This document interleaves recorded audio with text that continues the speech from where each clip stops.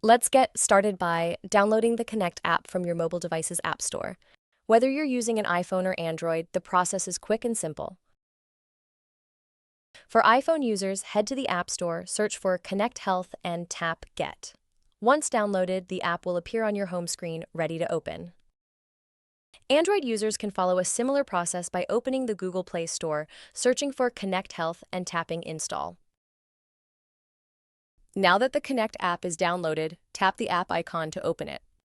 You'll be welcomed with a brief introduction, highlighting the app's key features, such as the importance of tracking central blood pressure, CBP, and other important cardiovascular metrics.